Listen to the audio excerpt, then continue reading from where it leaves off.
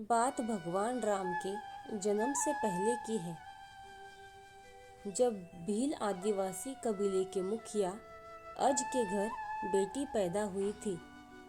उसका एक नाम श्रमना और दूसरा नाम शबरी रखा गया। शबरी की माँ इंदुमती उसे खूब प्यार करती थी। बचपन से ही शबरी पशु पक्षियों की भाषा समझकर उनसे बात करती और जब उसकी माँ उसे देखती तो कुछ समझ नहीं पाती थी। कुछ समय बाद एक पंडित ने शबरी के परिवार को बताया कि वो आगे चलकर सन्यासी बन सकती है। इस बात का पता चलते ही शबरी के पिता ने उसका रिश्ता तय कर दिया। जैसे ही शादी का दिन नज़दीक आया, शबरी के घर वालों ने खूब सारी बकरियां और अन्य जानवर घर के पास लाकर बांध दिए। एक दिन शबरी की माँ जब उसके बाल बना रही थी तो शबरी ने माँ से पूछा, इतने सारे जानवर हमारे घर क्यों लाए गए हैं माँ? माँ ने बताया, बेटी, तुम्हारा विवाह होने वाला है, इसलिए हम लोगों ने इनका इंतज़ाम बलि के लिए किया है। तुम्हारी शादी के दिन ही बलि प्रथा होगी और फिर इनके स्वादिष्ट भोजन बनाकर सबको परोसा जाएगा। यह सब सुनकर शबरी दुखी हो गई। काफ़ी देर तक शबरी ने उन जानवरों को आज़ाद करने के बारे में सोचा। सोचते सोचते शबरी के मन में हुआ कि अगर ये जानवर यहाँ नहीं होंगे तो इनकी बलि रुक सकती है। ऐसा नहीं हुआ तो मेरे घर से कहीं चले जाने पर ही यह बलि रुकेगी। जब मैं ही नहीं रहूँगी तब न विवाह होगा और ना ही बलि प्रथा। इससे मासूम जानवरों की जान बच जाएगी। इसी सोच के साथ जानवरों को रखी गई जगह पर शबरी पहुंची। उसने सोचा कि उन्हें खोल देती हूँ, लेकिन वो ये नहीं कर पाई। उसके बाद शबरी जंगल की तरफ भागने लगी। भागते भागते शबरी ऋषिमुख पर्वत पहुंच गई। वहाँ करीब 10,000 ऋषि रहा करते थे। शबरी को लगा कि वो भी इसी जंगल में किसी तरह ऋषि मुनियों की सेवा करके अपना जीवन जी लेगी। चुपचाप उसी जंगल के एक हिस्से में किसी तरह से रहने लगी। शबरी रोज़ाना ऋषि मुनियों की झोपड़ी के आगे झाड़ू लगाती और हवन के लिए लकड़ियाँ भी लाकर रख देती।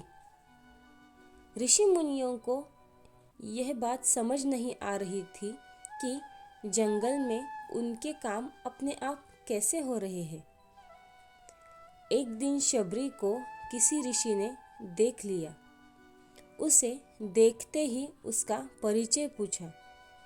जैसे ही शबरी ने बताया कि वो भील आदिवासी परिवार से संबंध रखती है, तो उसे ऋषियों ने खूब डांट लगाई। शबरी को इस बात का बिल्कुल भी पता नहीं था कि उसकी जाति छोटी है और उसे ऋषियों द्वारा जाति की वजह से अपमान सहन करना पड़ेगा।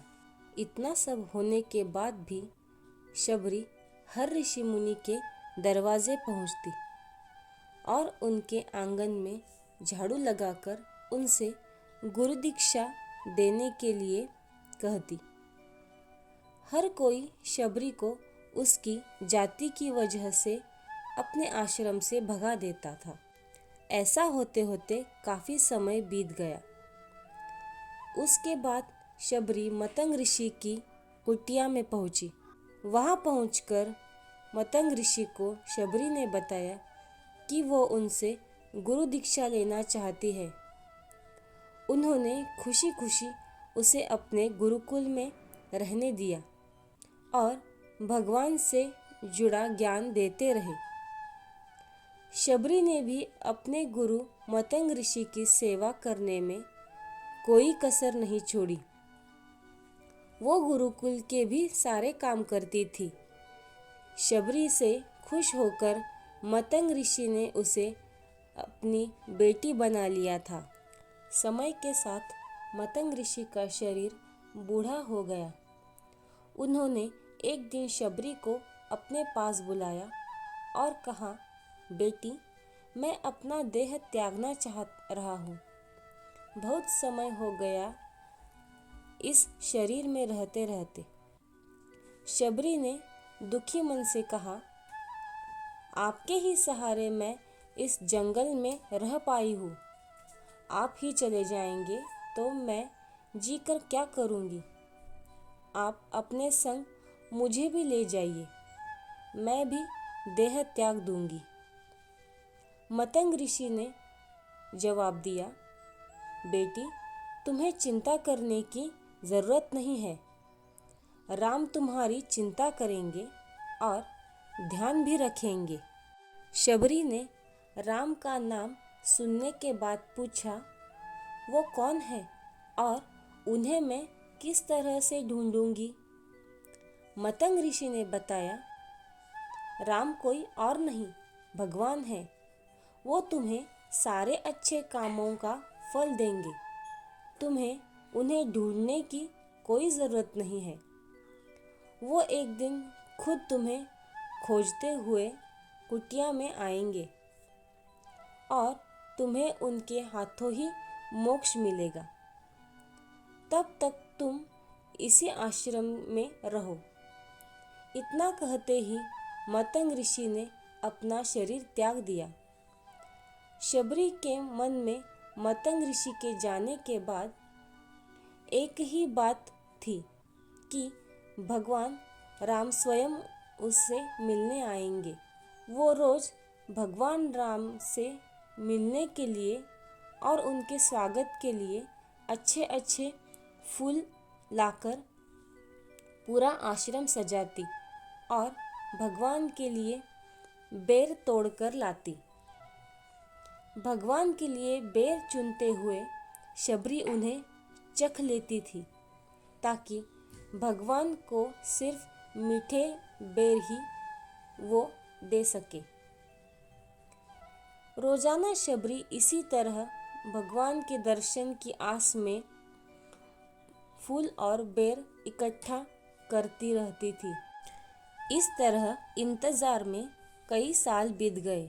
शबरी का शरीर एकदम वृद्ध हो गया।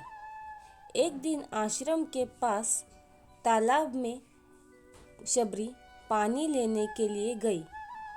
तभी पास में ही एक ऋषि मुनि ने उसे देखा और अछूत कहते हुए वहाँ से जाने के लिए कहा और एक पत्थर मार दिया। वो पत्थर जब शबरी को लगा तो उसे चोट लगी और खून बहने लगा। बहते हुए खून की एक बूंद उसी तालाब के पानी में गिर गई। तभी पूरा तालाब का पानी खून में बदल गया। यह सब होते देखकर ऋषि ने शबरी को ही डांटा और कहा कि पापन, तुम्हारी वजह से पूरा पानी खराब हो गया। रोज ऋषि उस पानी को साफ करने के लिए अपनी कई तरह की विद्याओं का इस्तेमाल करते। कई सारे जतन करने के बाद भी कुछ नहीं हुआ। फिर उन्होंने गंगा जैसी कई पवित्र नदियों का जल भी उस तालाब में डाला, फिर भी तालाब का पानी साफ नहीं हो पाया और वो खून जैसा ही रहा। कई सालों तक तालाब के पानी को साफ करने की कोशिश के बाद भी कुछ काम नहीं आया तो ऋषि ने थक कर सब कुछ छोड़ दिया। इस घटना के कई सालों के बाद भगवान राम अपनी पत्नी सीता के हरण के बाद उन्हें ढूंढते हुए उसी तालाब के पास पहुँचे। ऋषि मुनियों ने उन्हें पहचान लिया।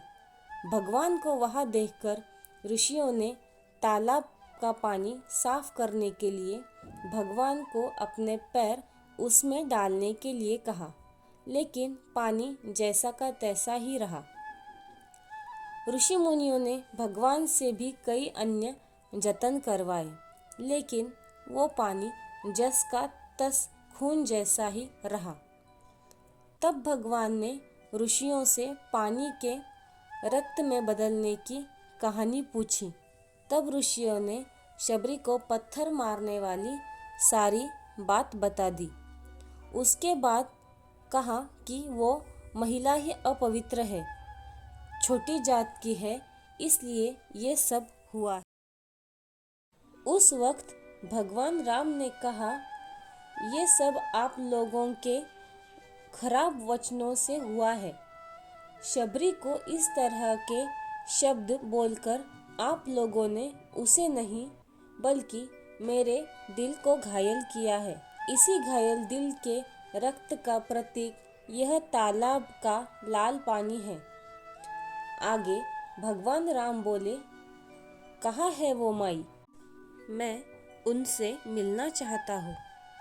तब तक शबरी उसी तालाब के पास पहुँच जाती है। इस दौरान शबरी के पैर को ठोकर लगती है और कुछ धूल उस तालाब के पानी में गिर जाती है। तभी सारा पानी साफ हो जाता है।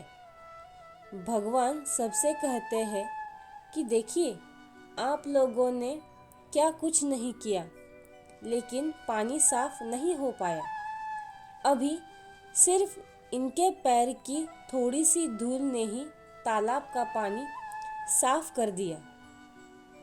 भगवान राम को शबरी ने पहचान लिया था।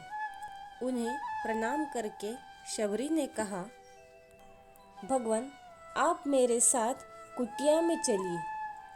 भगवान भी खुशी खुशी शबरी के साथ चल पड़े।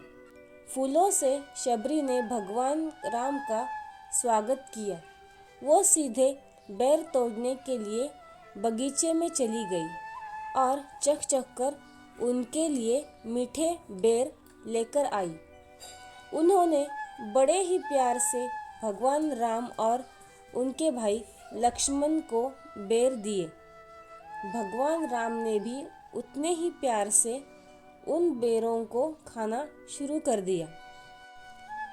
तभी बेर देखकर मुंह बनाते हुए लक्ष्मण ने कहा, भैया, ये बेर जूठे हैं, इन्हें आप कैसे खा सकते हैं?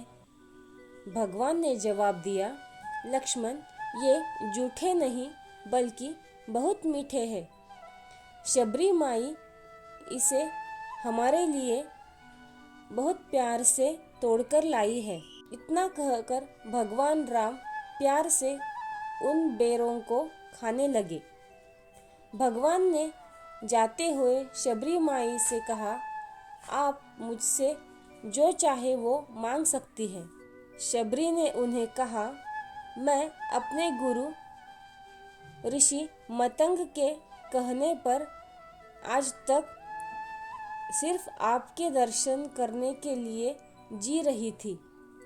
अब आप मुझे मोक्ष प्रदान कीजिए। मैं अपना शरीर आपके सामने ही त्यागूंगी। उसी वक्त शबरी ने अपना शरीर त्याग दिया।